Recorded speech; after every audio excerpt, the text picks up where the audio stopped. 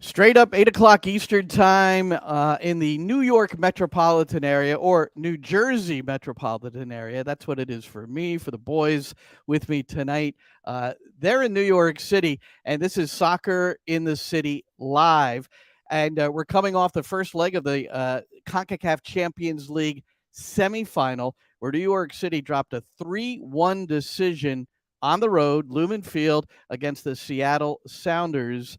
And the lone bright mark is the road goal, which counts in CCL, counts double in the event of a tiebreaker. And New York City knows all about that after knotting Comunicaciones 5-5 with that wild 4-2 loss in Guatemala City, but advancing with 2 road goals. Now they've got this 1 road goal, so the formula is rather simple. And the next game, second leg, will be this Wednesday night. It's a home match, but it'll be at Red Bull Arena in Harrison, New Jersey. All right, let's bring these guys on. 1, 2, 3. It's the Spanish duo on the New York City FC Network, radio commentary. Roberto Abramowitz, Ariel Hudas. I'm Glenn Crooks on the English side.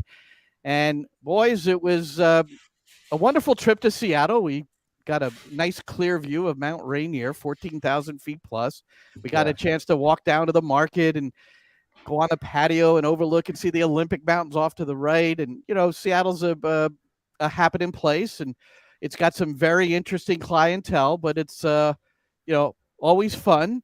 But for New York City, maybe not so much. So, Roberto, you first. 3-1 loss. Just to review, Albert Rusnak opened the scoring for Seattle, scoring his first goal for the Sounders after coming over from RSL. Then it was Thiago tying it up for New York City. Then Jordan Morris, Nico Ladero goals to make it 3-1. So, Roberto, you're up, man. Oh, by the way, this is a chance for anyone watching or listening to provide any sort of a question or commentary. I have a little comment section here.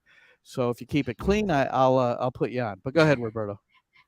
And you're going to keep it clean by putting me on first? All right, good luck with that. Yeah. Well, obviously not good enough for New York City. Yes, they're alive and well because they got that goal by Thiago Andrade. A great play by Odmanson with a cross. Tati putting it back into the mixer. And one of the few times that Seattle actually left somebody New York City open. And so they took advantage of it. And Thiago Andrade scored. And it made it 1-1 at the time. And it was an important goal, and it continues to be an important goal because in this tournament, away goals count. So a 2-0 score on Wednesday at Red Bull Arena means that New York City goes through. 3-1, they go to penalties.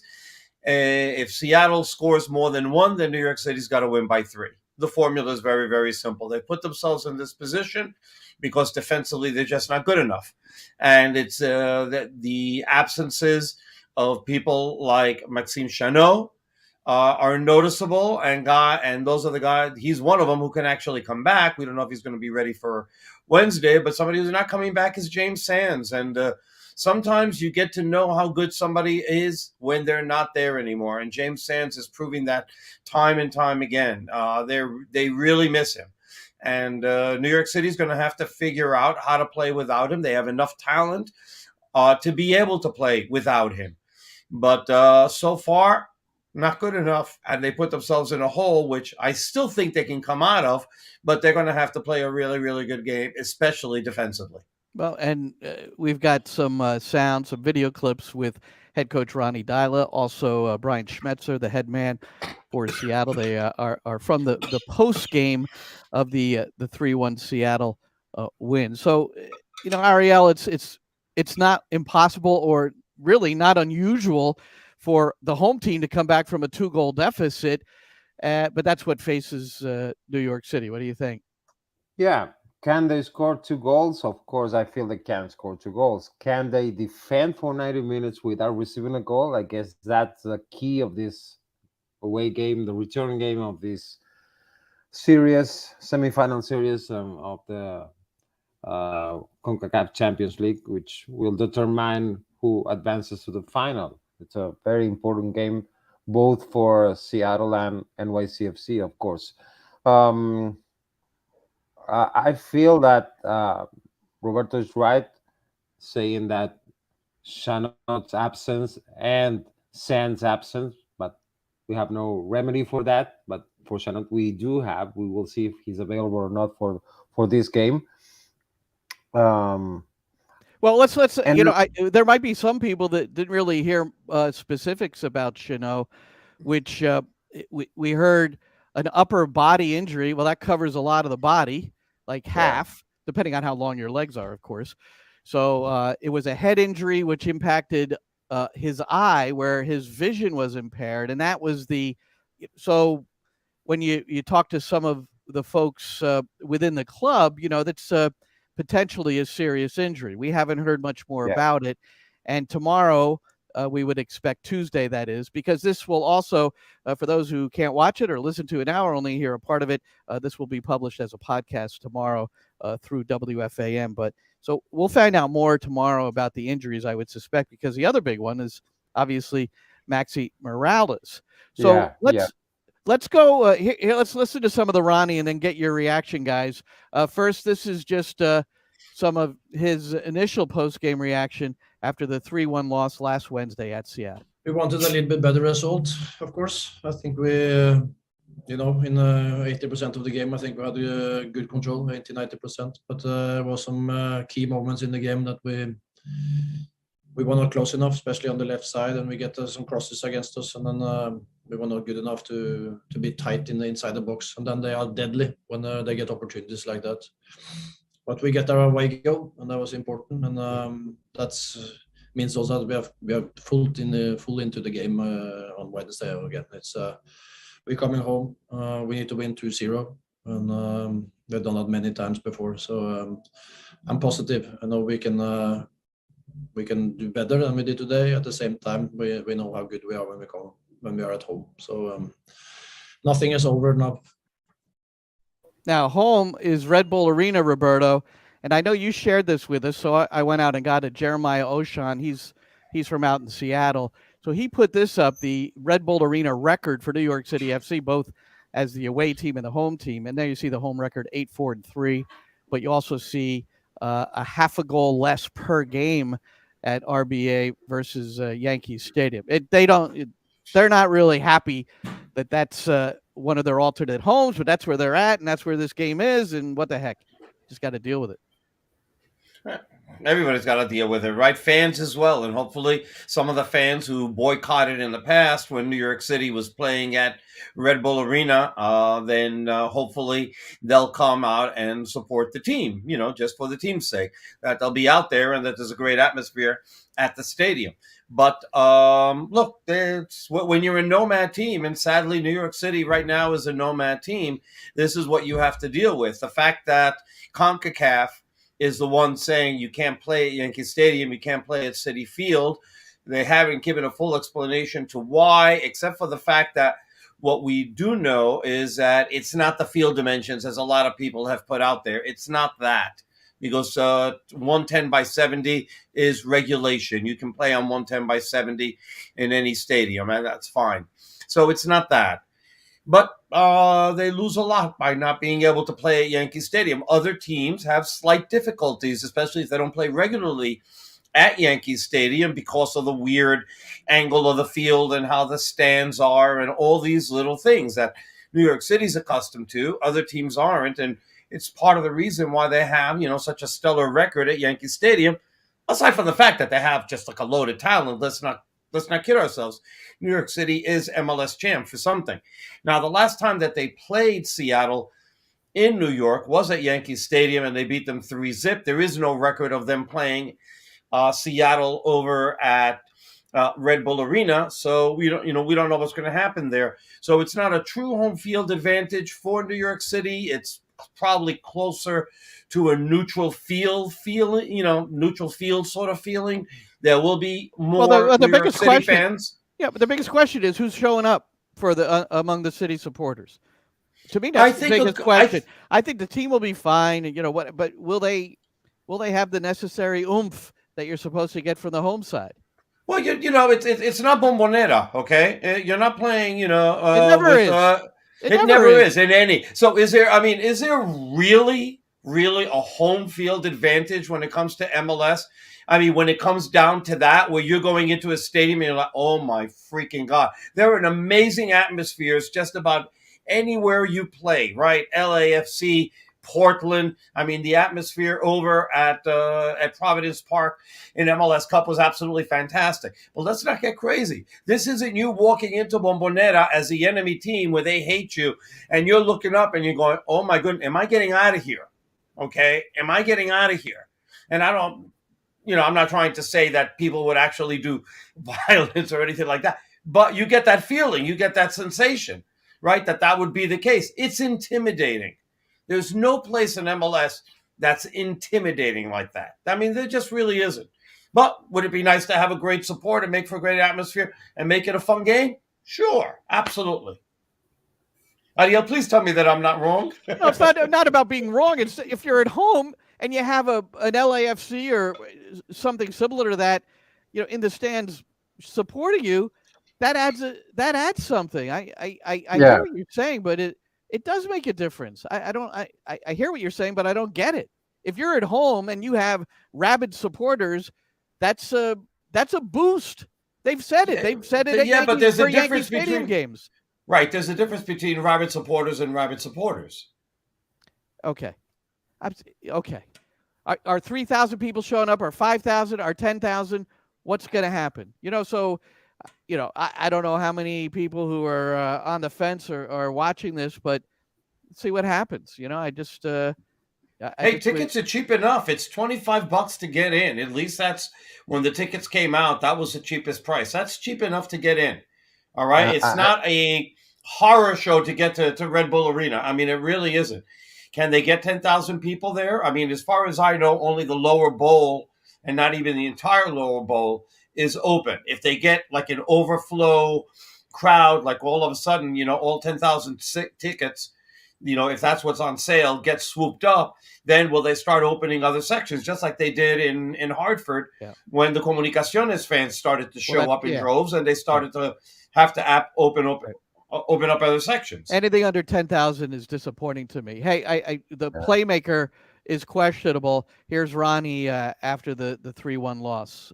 But done is done now, and we have to look forward to Wednesday. We met a good team, but we know that it is going to be a totally different game, and we have to make the game as we had it in Guatemala last time. Then we have a good chance. So of course Maxi is an important player for us, but he had no chance to play in this game because of his ribs. He has bruised his rib and not capable to play.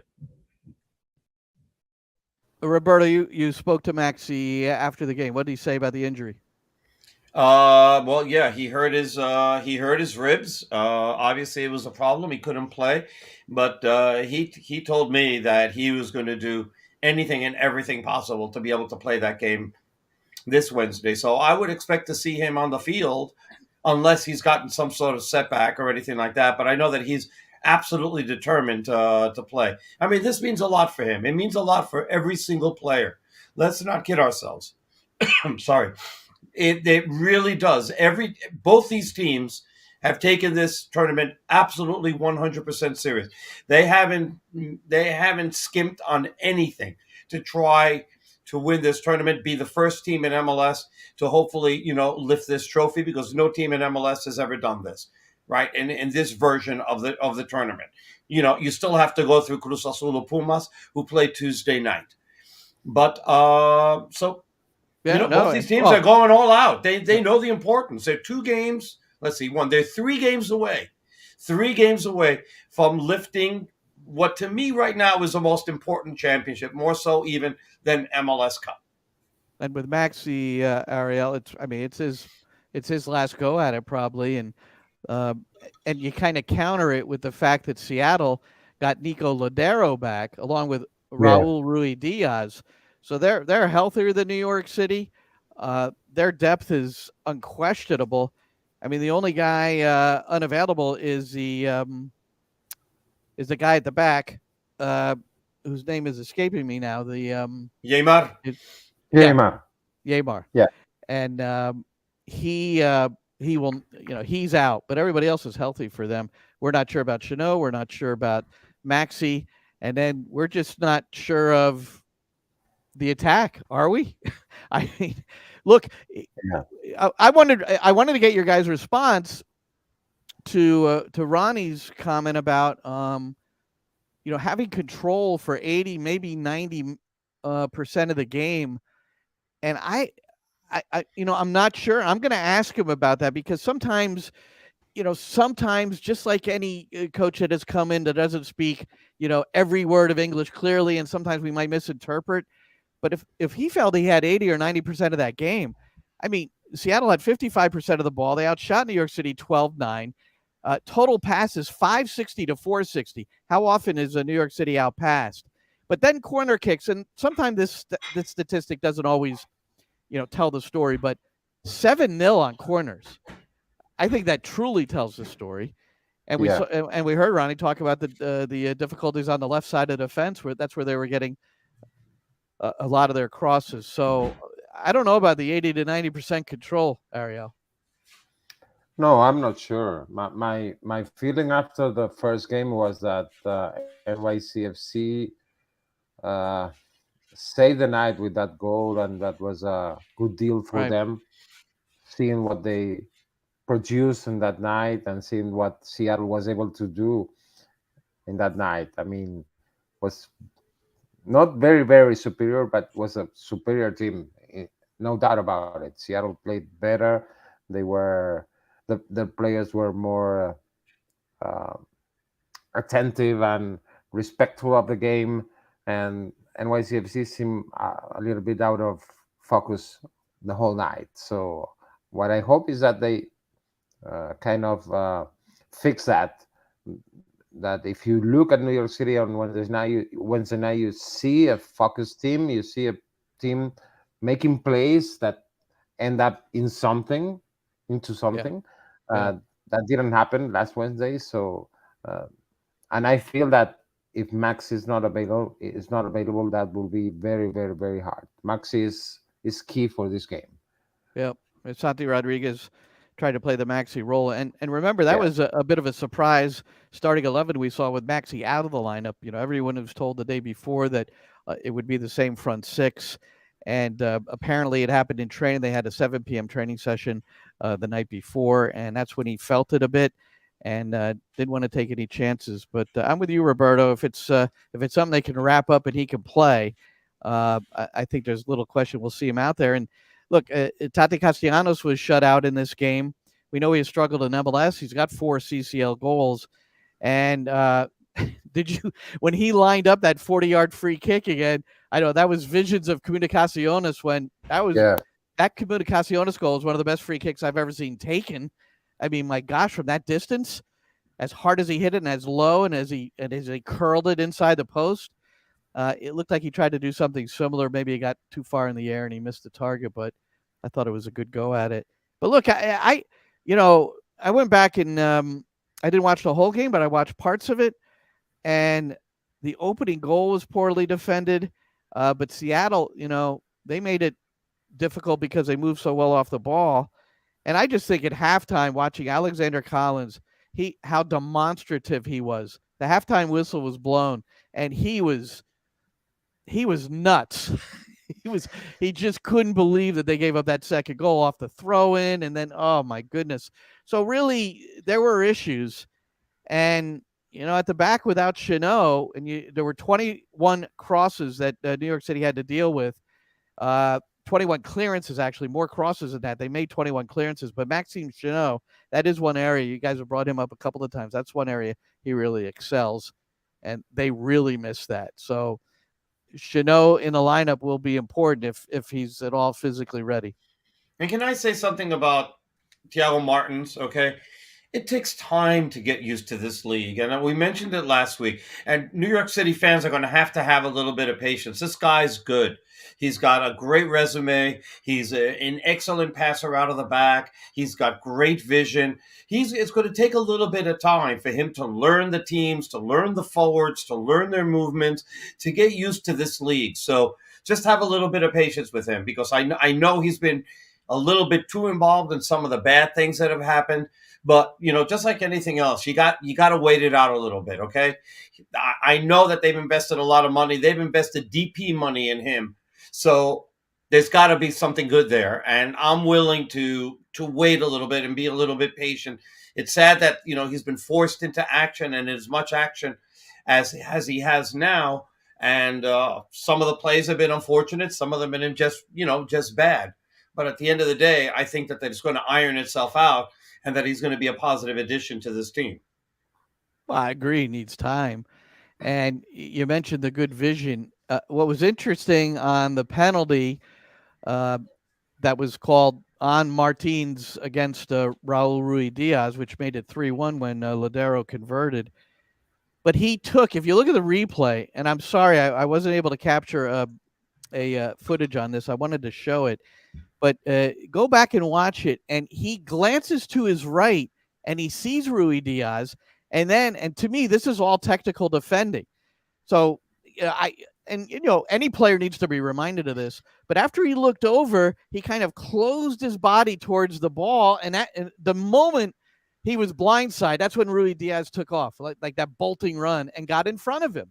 And that's what a good forward or attacking player will do. They'll wait for that moment when the defender turns his back and boom. And that's how he got in good position. I still question whether it was an overrule situation, but I'm not going to argue that. I think it was poor on Martins to let him get inside. So that's, there were a number of things that broke down, at inopportune moments. Also, just slight credit to the guy who's the, center forward for the Peruvian national team. Not exactly a slouch. No. Well, I think I said this to you earlier in the day, Roberto. Sometimes in commentary, I don't know how you guys are, but sometimes I get caught up in almost trying to fix New York City and not seeing the opponent quite as clearly. And, and that's wrong as a commentator. It just is.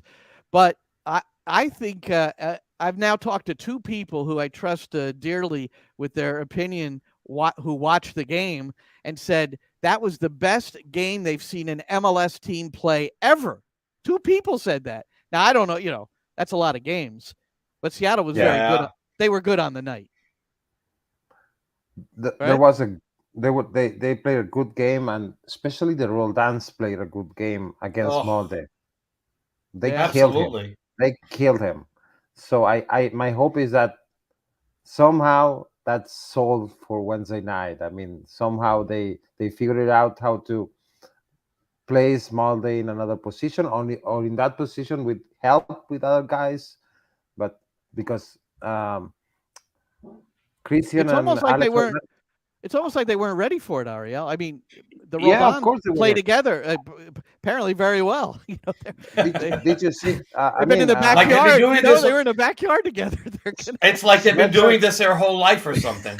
Well, and Schmetzer specifically talked about that in the post-game press conference. They watched tape. Of course, they watched tape, and they knew where the liabilities in New York City were, and they identified them very precisely. So that's what happened. Yeah.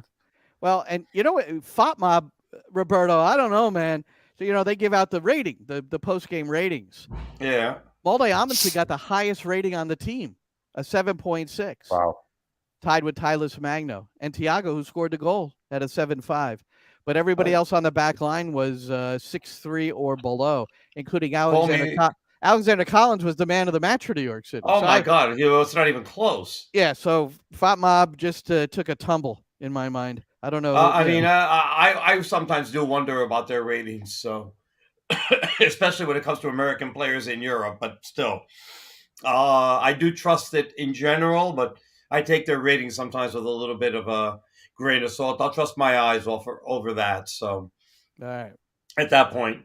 But I want to just say that, for all the crap that the Roldans take, especially the American Roldan versus the El Salvadorian Roldan, takes from U.S. national team fans, they played a lights-out game on Wednesday. They were really fantastic. It wasn't that they took over an inferior Molde Admonton. It wasn't that. There's that they were just really precise and sharp and good with their movements and their passing and just everything that they did.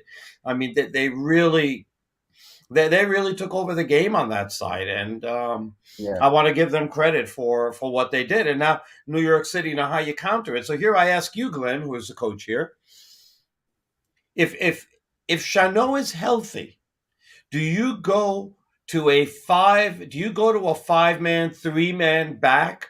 And then that way you have Collins a little bit more to that left side. So to be able to handle that 1-2 punch from the roll downs? Not necessarily. And the reason I say that is if you're playing a 4-2-3-1, so in essence, you have two holding midfielders who are kind of playing like this. One will go forward, the other will hold. But because you have two, when the ball's played to that side, you should essentially be able to have 3 against that 2. It would be Amundsen, Collins, and either, Morales or Acevedo or Parks, whoever the other holding mid is in that spot. So you don't necessarily have to change the shape in order to cover it. I think you have to anticipate it and get in there earlier. And I think, New York City was slow to the mark, or Seattle was hitting some really pinpoint diagonal services over a distance. Well, you know what? Those things have to be denied. So you need a greater effort to deny those services or guide the ball into areas like a Tati Castellanos or Maxi or whoever the attacking mid is, and guide the ball into areas where there isn't that clear service to get it to the opposite side. Because, Seattle didn't have to play 3 passes to get it to the Roldans on the right. A lot of times that came in 1, and then boom, here's the overlap, and they're off. Yeah. All Alex has to do is see that ball in the air, and his brother's going to collect it, and he knows now he could whip around him. So you got to deny service, and you've got to limit it that way too. So I think there's a lot to look at and study. But guys, Seattle might be the best team in this league, and it might not even be close. You know that? Right now, it's not. I don't think. Who's better? Well, I mean, you could say Philadelphia. Yeah, I agree. We'll give the Union some credit, and Seattle started out a little slow. But with the Rui Diaz and Ladero just getting back, that was the first game they didn't have medical issues going into the game. That was their first match. Yeah, and my those goodness, two, Seattle and Philadelphia. Yeah, I agree. So Philadelphia, they're off to a pretty good start. Best start they are. But Seattle plays. I mean, I just love the way that they play. They're fun to watch because they've got so many exciting players. And look, the fact that they added Rusnak and the importance that he gives, and by the way, they step him back, right? They're putting him into the twin sixes, or if you want to call it a 6-8, there. Yeah. I mean, how he's playing and how he is able to get everybody else involved. And I mean, there's just so much quality all over the field. It's great to see. So, I mean, it gives you hope, that if MLS is ever going to win one of these championships, is that if it's going to be them, then, they're going to have a good chance against Pumas or Cruz Azul, just as I feel that New York City is a really complete team too, although they maybe not have shown it as much in Seattle. I just hope that for New York City fans' sake and for, themselves, that they show it, when it comes this Wednesday. A moment could turn it around. Goody in Atlanta. So, scoring early in this match at Red Bull Arena and then getting the game winner with 5 minutes left, for instance. Those are the kinds of things that can lift the group together. But, man, Seattle, look who was coming off the bench. Freddie Montero, who's like the all-time leading scorer in CCL for Seattle and has 3 goals.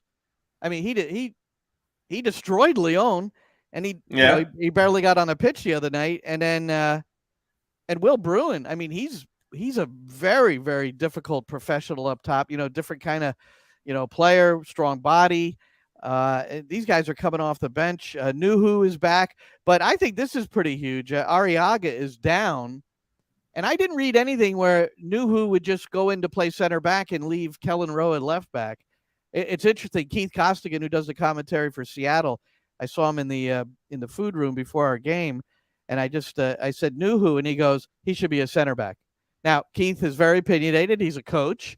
He's getting his he has his A license, his U.S. Soccer A license. So he really puts it in, and he believes Nuhu's best spot is center back. Now, that to me I just thought, well, Nuhu maybe we'll just slot in there for Arriaga. But well, he could. I mean, Kellen Rowe's done a great job for them. And he's- Local kid, comes home, does very, very well. He fits in. And left-sided player with a right foot. Left-sided player with a right peg. Hey, when you're talking about people coming off the bench for Seattle, probably there might be one of their best ones coming out is a 16-year-old kid by the name of Obed Vargas from Alaska, of all places, from Mexican parents. He's an extraordinary player for his age. He made his debut in the CCL way back when, and he's fearless. The kid is just absolutely fearless. He's got a great touch, great attitude. And now it's a player that both U.S. and Mexico national teams are going to be fighting over. So at one point, he was thinking that he was going to be strictly Mexico. His parents always wanted to be strictly Mexico. But he gets called up only by the U.S. national team. Now he's had a taste of playing for the United States. He's liked it so far. It's been a very positive experience. So it's not a given that once Mexico comes calling that he's just going to go. So that's a good thing. But he's a really, really good player, and he's somebody to watch. And he's already playing for the U.S. U20s at 16. He skipped over the 17s. He's like, yeah, too good for here. Going straight to the U20s and being an important player for them. So he's going to be helping the U.S., hopefully, for the U.S. fans, qualify for the Olympics and the U20 World Cup, which is the same tournament this year. Yeah, that'll be coming up this summer. So he's 16, Anchorage, Alaska. His club in Anchorage, Cook Inlet Soccer Club. All right. So how about that? Oh, we see Roberto now no longer has a face. Hold on. I'm going to get rid of him. That's it. Roberto, you're done. Oh, I can't get rid of him. How do I get rid of him?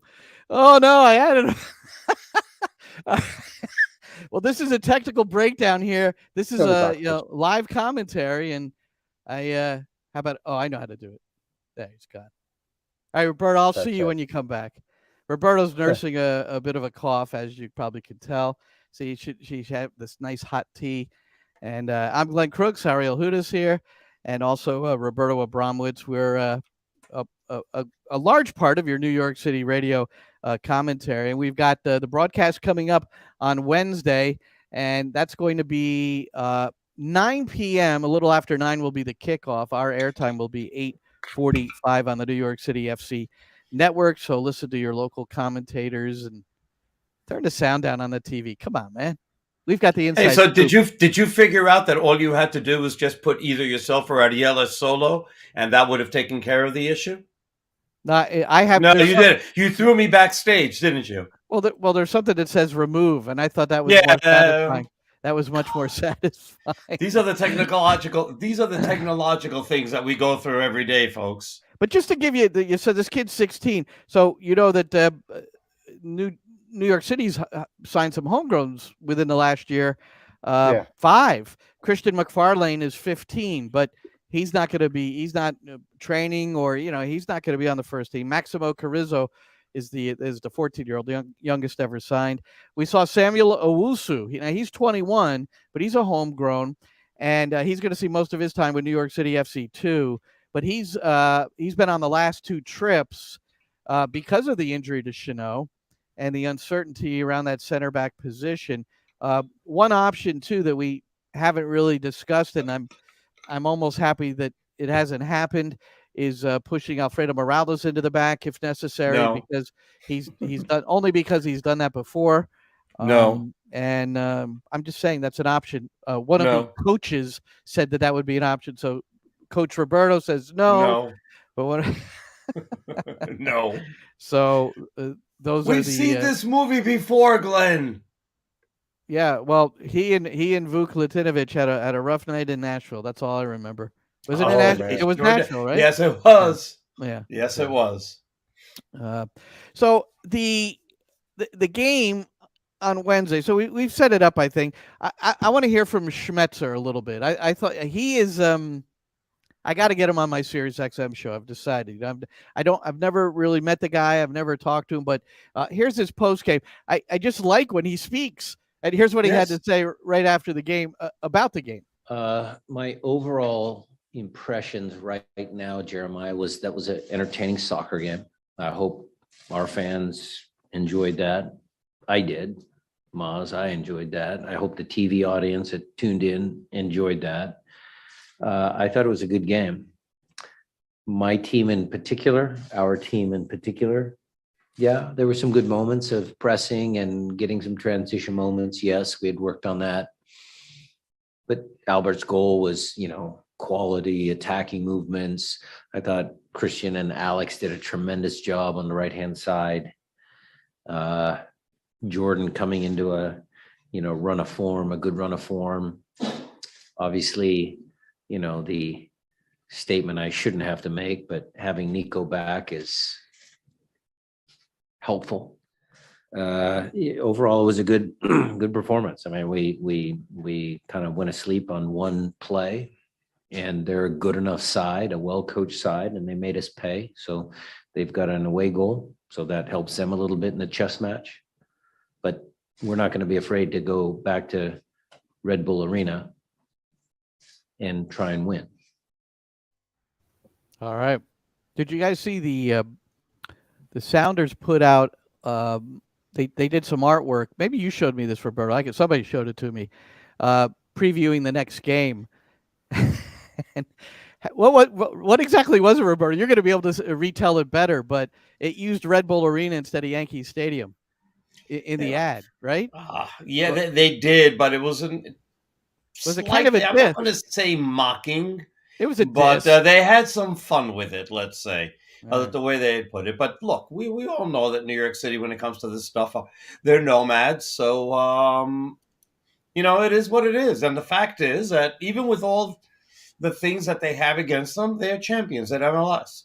So good for the team. Take that, use that as a chip on your shoulder, that you always have something that's against you that other teams don't have, and you're able to get through that. I just say, hey, no matter, that doesn't matter. Play me wherever you play me. I'm going to win anyway. And that's the attitude that they're going to have. They don't care that they're playing at Red Bull Arena. And by now, it's just, it's almost, supporters are going to disagree with me. Many will, but, you've got to accept things until it can be rectified. Right. It's your team, man. It's your team. And it's your club. The big problem there, Glenn, is that there's a certain base, there's a certain number of fans that believe that the team isn't doing as much as they should to be able to get a stadium. And that's just wrong, because we know the facts, and we know that that's not true. We know the facts, that how hard it is to get real estate to be able to build in a city. And not only just get the real estate, it's not just like, okay, I'm going to go find 15 acres of land and buy it, and I can build a stadium there. It's not the way it works. There are community boards. There are politicians. And once you become friendly with some politicians, then the other politicians immediately go against it, because that's what they want to do. And so it's this whole web of just horrible stuff that happens in New York politics and real estate that make it anything but easy to be able to find a place to build a stadium. Right? The Yankees took 10 years to build it right next door to where they had a bloody stadium. Citi Field is in the middle of freaking nowhere. And it took them 10 years to be able to build Citi Field next to Shea Stadium. All right. The Jets weren't able to build a stadium on the west side. All right. They had to go out to New Jersey and join in with the Giants when that was really the last thing that they wanted to do. But they had no choice. And so, for people to be able to punish New York City FC for not having a stadium, or to punish MLS for not having a stadium ready, it's just crazy, because it's not easy. And there's nobody, and I'm not just like reciting the company line. Trust me, I'm not. I'm not that guy. No. Let me just get the Right. Jets. I think the Jets example is the most vivid because, like you said, I remember all that. You probably remember it better. It's right in your Yeah. backyard. But I'm a huge Jet fan, and I just remember following it closely. And of course, they didn't want to come and play in a stadium called Giant Stadium. Are you kidding? Are you kidding? So They wanted to get out. They were already doing that, and Yeah. they were a tenant there, just like New York City's a tenant at Yankee Stadium. Now they're co-owners, which is different, but they're still playing out in Jersey. It says New York. It says New York everywhere, but it's 20 minutes from my house. But where is it? On that side. That's the Jersey side over there, by the way. And as a reminder, That's the Yankee Stadium side that way, and that way is the Red Bull Arena, MetLife Stadium side. It is midweek, and I know sometimes. So we've got this. Now we're going to go one way to the other. Before it was if the game kicked off at 7, couldn't get there because of work. Well, the game doesn't kick off till 9:06. All right, so or 9:08. I'm not sure what we got to find that out, Roberto. But anyway, Yes. It just helps us back time our pregame show. These are the things. These are important things. But so the work issue shouldn't be it unless it's the issue of I get back home too late and then I've got to get up early for work, which I understand. I mean, I'm not, I'm not insensitive to all these things, but I will say it again, especially now since the end of the workday for many shouldn't be impacted. Come early, go to the Ironbound. Find a good Portuguese restaurant. Roberto's going to recommend 2 right now, right when I'm done with this. One. All right, just one. And then park your car in that lot and then walk across the bridge, and you don't have to worry about the parking and the difficulty getting out, which is what everybody complains about. It's an easy exit. You just walk back across the bridge. It's like a 15 to 20-minute walk. Beautiful exercise, right? If you didn't get your exercise in that day. Walking is good for you. It's doctors will tell you, when you go grocery shopping, park at the other end of the lot so you get a nice walk in when you go to get your groceries. So you get a good meal. You have a nice glass of wine. You go in. You watch City win 2-0 and advance to the CCL finals. Anybody that comes over and helps out, it's going to be a bonus for the players, and that's. There is another reason. There is I believe it's a cultural reason. Okay. We here in MLS, we are not that. We haven't bought so far the Concacaf Champions League thing.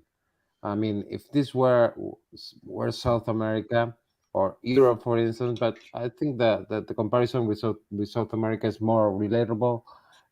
If a big team as New York City is in MLS, like Boca or River or Sao Paulo or Corinthians, would have been playing the semifinal of the Copa Libertadores, the stadium will be packed no matter what. If it's Wednesday, Tuesday, Monday, whatever.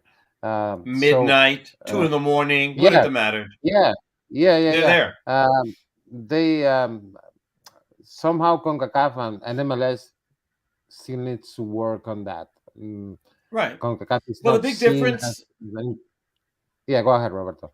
I was just going to say the big difference is that, New York City has hardcore supporters, right? But those teams have 100 times more hardcore supporters. Of course. And so, that's what New York City's got to build. And this is part of the challenge. And it's not only New York City, it's pretty much every team in this league where they've got to get more hardcore supporters where, a sellout is a given every single game and that there are 20,000 people who are dying to get into the stadium every single game. That's what they've got to build out to, not just, well, if I build a 22,000 seat stadium, I hope I can fill it. No, what you're trying to do is get as many people as possible. And that's where you got to build out. And they've got enough casual supporters. They don't have enough hardcore supporters that will just give, their, well, I was going to say something that's probably inappropriate, but some body part to be able to be at that stadium no matter what. And they just need more of those. So, that's got to build. Hey, that's got to build. But Ariel and Roberto, John Rojas met when we did the MLS Cup final in Portland. he met a family that drove to the game. There's passionate supporters in this club. There's no question. Yeah. I mean, a family that drove to Portland for the game. Yeah. And that's, and maybe they couldn't afford to fly. I don't know the particulars why they would do that. I'm sure that was a contributing factor. If it's 4 or 5, they couldn't all fly. So they just hop in a car and, just drive straight out, For celebrate, 6 days. drive back. I mean, my goodness. But that's what you're talking about. The Comunicaciones supporters, the husband and wife that I met in the hotel in East Hartford the morning after the game, that drove 12 hours after an overnight shift. They both worked at a hospital, right? And this is their chance to see them. I understand. But they drove 12 hours from Michigan to East Hartford to see the game, got up the next morning. And they did spend the night. They got up the next morning. They were heading out like at 8 a.m. to get back home. Any one of those supporters who had to pay over $100 a ticket to get into the stadium, because that's what they were being charged. I mean, that's not small money for a lot of the people that are there. Okay? I mean, for the people that I saw, that's a work day, and if not more. Yeah. And for them to say, hey, this is what I'm going to spend because I don't get a chance to come see my team all that often, but it's my team, and if it was, no matter what, I was going to be in that stadium. And so New York City has to build out that fan base, and they've got to get that. And you can have 22,000 people at the stadium or 30,000, but what you need is to build out much, much bigger than that. So you create an atmosphere where you still have X amount of people that are dying to get into the building no matter what.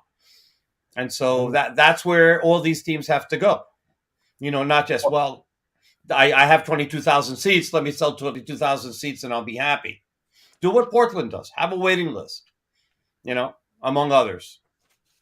What I'm trying to say is that these chances, like playing the semifinal of the Concacaf Champions League, they don't come back. If you miss this Sam, you never know when are you going to be able to see a semifinal of Concacaf Champions League again? Maybe in 6 years, 7 Can't years, assume, right? maybe, You can maybe never next assume. year. We never know, but it's very hard to get there. So it's a good chance.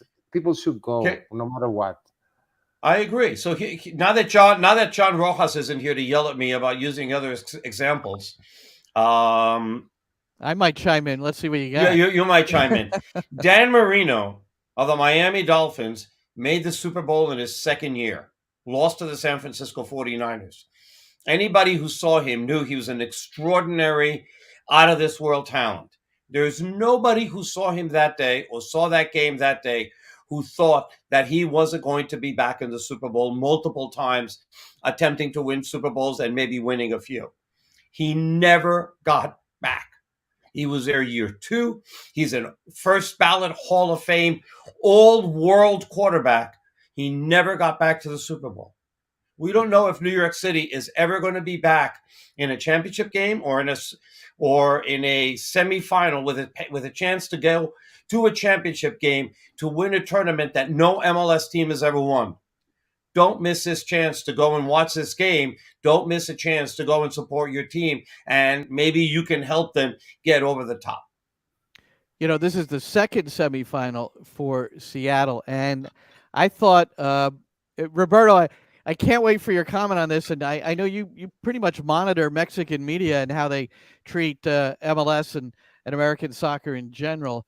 Well, at the post-game presser, one of the reporters told Schmetzer, it was a Latin reporter in Spanish, and then it got translated, that the Mexican media is picking Seattle to win MLS Cup. Here's Schmetzer.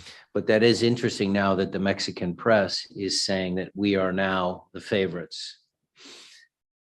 And it's a good question. Es un buen pregunta, porque what I told them in the locker room was, we are not finished yet. It's not over against New York City FC. And I don't care what the Mexican press says. We're not going to be the favorites. We have to still earn every opportunity we have to even get to a final. And then Pumas and Cruz Azul are good teams. And we don't know who will play home first or away first. That's still in jeopardy. And then we can talk about the next phase. But right now we are focused on one more game against New York City FC. And that's Wednesday at Red Bull Arena. What do you think, Roberto? He's 100% right. He's 100% right. He can't look ahead. No, I don't mean that. Mexico, Forget that. Of course, that's what every coach says, and I'm sure he means it. I'm talking but of about course he means it. I'm talking about the Mexican media picking an MLS side to win it. Forget all the other stuff. Oh, that. Well. Have you seen this? Have you seen this on social media? They do this all the time, and then when they do this all the time to try to get out ahead of a story and say, "See, look what I said," but they don't really believe it. There's no. I don't think there's a member of the Mexican media that cover. I'll say this, okay, that really pays attention to MLS. Okay, the ones that pay attention to MLS will probably have a decent grasp of how good the league is, how good New York, the MLS teams are compared to the Mexican teams. The ones that never look at MLS and just hear some of the chatter and then chime in, which is quite a few, they have no clue what MLS is like or if they're going to win. But some of them are trying to get ahead of it. So when it happens, they say, "See, we told you," and then they can go and crucify Mexican soccer because these guys live on crucifying somebody. They've got to find somebody to crucify. Okay, be pissed at, be I told you so at.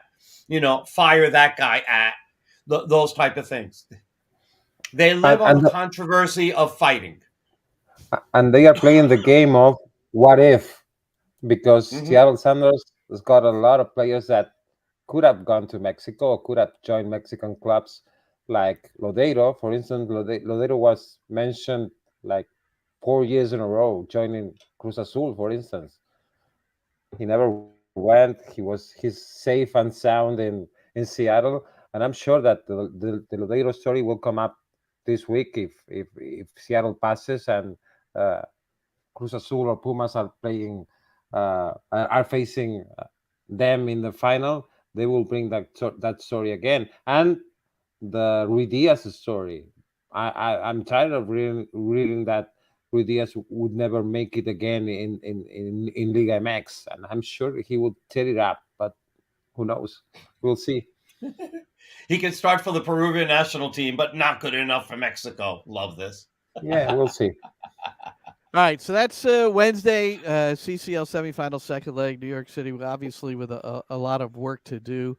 They really need a clean sheet and 2 goals. I mean, that's 2-0 is the result. I mean, to ask all of a sudden for 3-1 or 4-1 or, that however it gets added up, it is a simple formula, but with this away goal sometimes, if Seattle scores twice, I guess that's kiss it goodbye.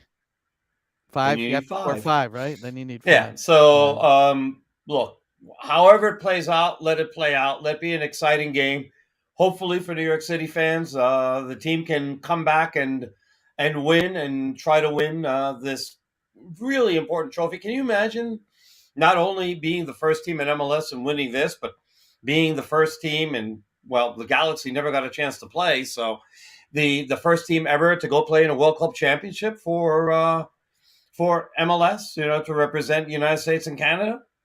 I mean, that's a big deal. It really is a big deal. And the players need to, take that approach that Ariel was describing, where you can't ever assume that you're going to get back to this moment again. So everything has to happen. And then there's an MLS game following it, and it's a home game at Citi Field on Sunday against Real Salt Lake, who are off to a good start. And I found this tweet kind of fun. Trey Fitzgerald, who is the communications guy for RSL, he put this out. Read this. It's just from someone who had never been to a game before and not a huge sports person. Went to the RSL game last weekend, and the energy is so amazing and intense. So this is the kind of thing I think, especially in America, where if we could get people to just come out, and that's why the atmosphere is so important, I mean, if somebody comes to a game, and soccer atmosphere is different. I've had people tell me that are not they're baseball or American football, and get them to a game somehow. And they said, I can't believe people just like chant the whole game. I say, yeah, it's not baseball, man. It's not baseball, and So Third Rail and Los Templados set these games, and they'll need to supply it tomorrow. And Juan Carlos has chimed in, as you see. Any question or comment, and Juan Carlos always keeps it clean. And good fight, one-time opportunity, and hopefully I get my credentials approved. Well, Juan, if anybody on the communication staff for New York City is watching, what I will assure you is that I know how hard you work in following the club. So I'm sure Roberto, I saw him nodding his head. So we'll put in the good word for you and try to make sure this happens, Juan. Absolutely. Although remember that it's not New York City that controls this. That's true. Concacaf does. It is Concacaf. That's right. It's important to know. It's a Concacaf approval, not a New York We've met City them. Very nice people. Yeah, well, They're very nice people. Yeah. They are. I'm not being facetious. They really are. We just probably met them more than we needed to. Yeah, well, we're in carrying Guatemala. We're carrying we got to know games. up close and personal. Yes, I mean, they weren't wrong. I mean, they were right. We got a good meal in Guatemala City. That lunch was superb. And the game was scary, and the three of us got to call it together. And what the heck? That was fun. Hey, at the end of the day, it turned out to be fun. It was fun. New York City FC 2. Now they've played 3 matches. I think the thing to note, and of course this has to do with depth and this travel, but there were no New York City first team players, senior team players, in either of the last 2 matches. Remember, Luis Barraza started and played the full first match. Guys like Chris Gloucester, Vuk Latinovic. I'm going to leave somebody out. Justin Hack, and there's one more. Come up with it before the end of the show, Roberto or Ariel. But anyway, but because of the travel and depth, that they haven't been made available to the 2 team. And Barraza had a health and safety protocol issue as well. So they continue to play, and I'm looking forward to getting out to St. John's for my first match very soon. World Cup TV schedule came out. I think this is kind of fun to diagnose, but the best thing to come out of it when we saw that England and the U.S. are going to play the day after Thanksgiving, and there's no American football games being played that day. College. Right. So there's pro football on the day after Thanksgiving. Again, college.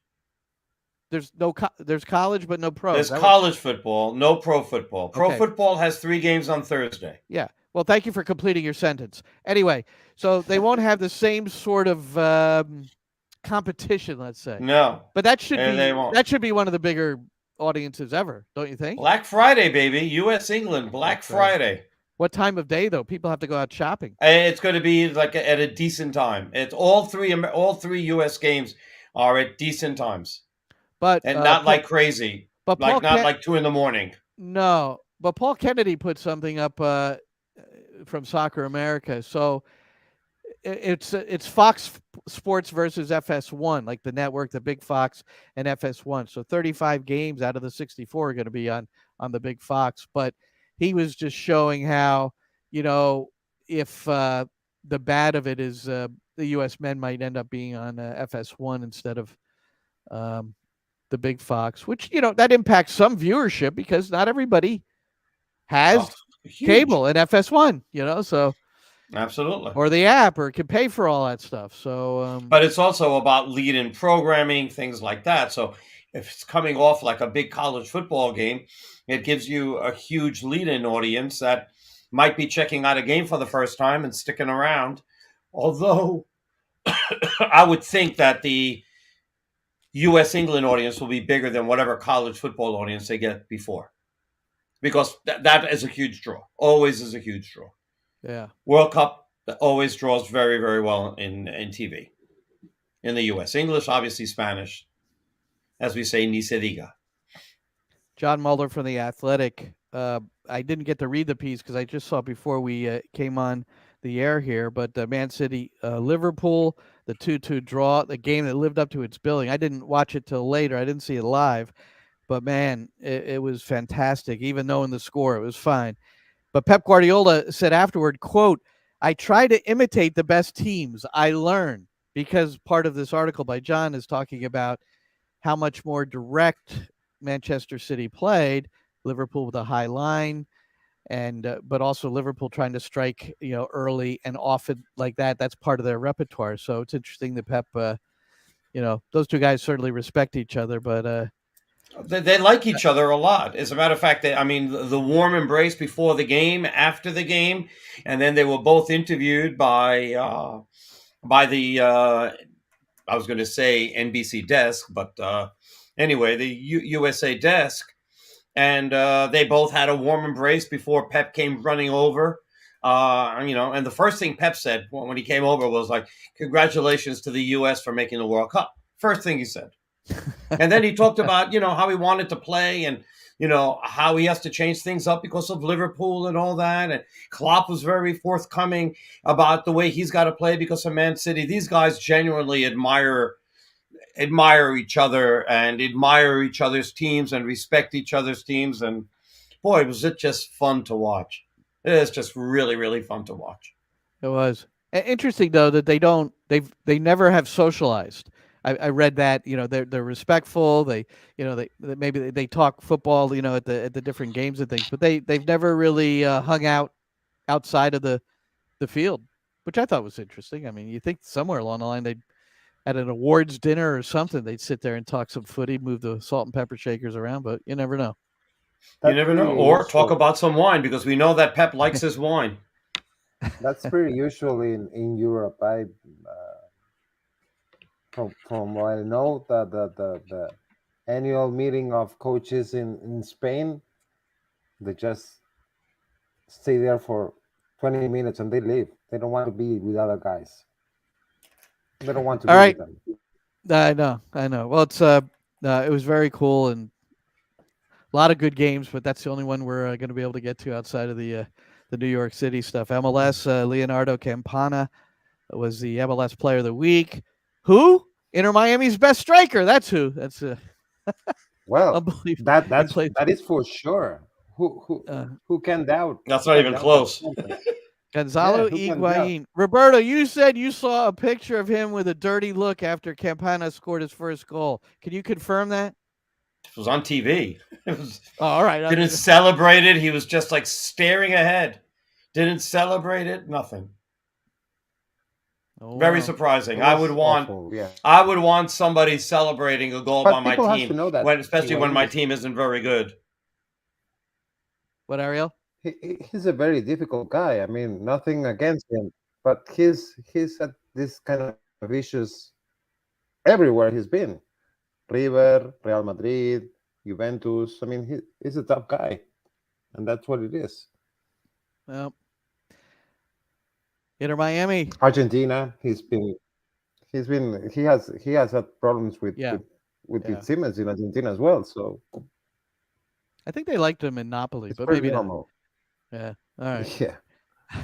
So Inter Miami, they beat New England. Oh my God. Well, there's more to talk about, but we have no more time. So we've got this broadcast. I do want to give a quick promo for anybody that has Sirius XM on my FC show this week. I've got Tony Strudwick. Now, if you don't know who he is the head of performance for Arsenal Football Club. He was the head of performance and a first-team assistant to Sir Alex Ferguson from 2007 to 13. Arguably the best stretch for Manchester United in the history of the club with 4 championships. But he's also the Wales assistant coach, which is interesting because he's got, U.S. and England for sure, but Wales is playing the winner of Scotland, Ukraine in the play-in. So we were talking about that. I interviewed him today. It'll be on Wednesday. And so a lot of good stuff. And here's a good one, Roberto. I'm talking to the keeper coach for Cincinnati and the keeper coach for the Philly Union at the same time. They're both friends. Paul Rogers at Cincy, Phil Wedden, who works with Andre Blake at Philadelphia. And awesome. So they're going to come on together. We're recording that tomorrow. So I'll probably start putting clips out, but I love talking to the coaches, players too, but players, they're like, you guys are a fraternity, and it's all positive and love. It's very different. It's not positive from what I'm used to. We go at it. From what I'm used to. You guys got it. each other's back. You guys always have each other's backs. I don't know about that. Oh my God! In the U.S., it happens all the time. You guys have each other's backs, as opposed to me watching soccer in Mexico and everybody's got each other's backs measured with a nice target on it because they want their job if they're on TV. Listen, It's such a different thing. No, we understand how the profession works and how difficult a job it is, and it's one head coach and 26 prima donnas, and No, that's but it's just look, every time that you've watched, so like if you no matter what the sport, if it's baseball or it's football or NBA or hockey or soccer or whatever, and when you have guys who are pundits on TV, right, who are ex-coaches, they'll never throw another coach under the bus. They'll just never do that. It's very hard for them to even criticize strategy of another coach. No, that's not It true. really is No, hard. that's not true. Okay, fine. That's not Go find me clips and show me Lee where Dixon. that happened. Well, Lee Dixon's not a coach; he was a player. All right, I'm trying to think of the coaches, huh? Thank you. Continue to proving me right. So anyway, but when it comes to the other side of the border, it's the other way around. It's a bizarre world. All right. Well, I took my daughter to the airport at 2 in the morning. I'm exhausted. What, Ariel? I'm sorry. No, that happens not only in Mexico. It's pretty normal in Latin America and South America, Spain. Pretty interesting then. Spain as well, pretty much. That is well, the cultural differences globally are what's really cool about traveling, and we've been doing a lot of that lately. And you're running into my other show, so you got to go. What show? We got to go. Everybody go and watch show? on Especial. Well, I'm telling you, on Especialistas del Deporte de Frontera a Frontera with myself and Veronica Rodriguez. It's on now. All right. If you provide translation, I'll tune in. Otherwise, Especialistas DD is the name of the website or the account on Facebook and on Twitter. Go there. The show's called De Frontera a Frontera. I'm on it now. It's on a different language or in a different language. But we talk about Concacaf, Mexico, and the U.S. That's excellent. All right. Well, we'll both be on the air, Spanish and English, NYCFC Network, Wednesday, 8:45 p.m. Eastern for our pregame. We think 9:08 p.m. for kickoff, and big one for the club and a big one for us. Boys, thanks for hanging, and hope you enjoyed it. And Ariel Hudas, Roberto Abramowitz, I'm Glenn Crooks. Good night, everybody. Adios. Thank you.